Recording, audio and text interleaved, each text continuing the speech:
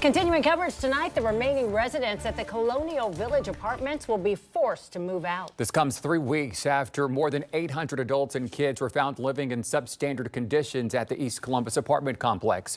10 TV's Tara Jabor joins us live outside Columbus Police Headquarters tonight. And Tara, why have you learned that these residents are being forced out?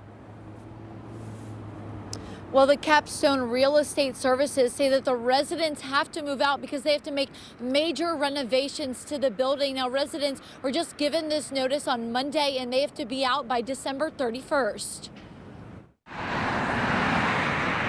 The city is working with the Community Shelter Board to help displaced residents. They will pay for up to 4 months of a hotel room for families currently living in Colonial Village units that should be vacant because they don't have heat or hot water.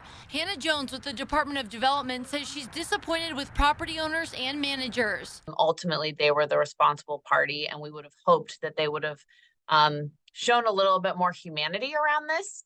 And tried to find some compromises that didn't force us to have to take this sort of action in such a decisive way. This is the latest troubled chapter in a years-long legal dispute between the city of Columbus and Colonial Village. Zack Klein recently filed a new motion in a nuisance property involving the apartment complex. In that motion, we learned that 3 men brought hundreds of people from Haiti and Florida to Colonial Village. The motion claims the men collected rent from them and gave the money to a woman who was hired to manage the property. The city did an investigation and found out that over 850 people, including adults and children, were living there with no lease, many in units that were supposed to be vacant. It was concerning to figure out and discover that 800 plus asylum seekers, most of whom were asylum seeker Haitians that were living in our community, kind of off the books. It was concerning to learn about that.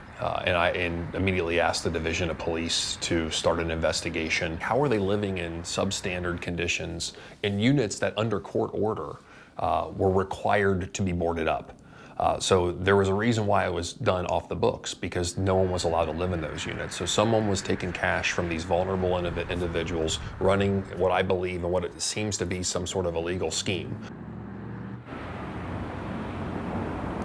Now, we've reached out to police to learn more about that investigation, but we are still waiting to hear back. Reporting live in downtown Columbus, Tara Jabor, 10 TV News. All right, Tara, thank you.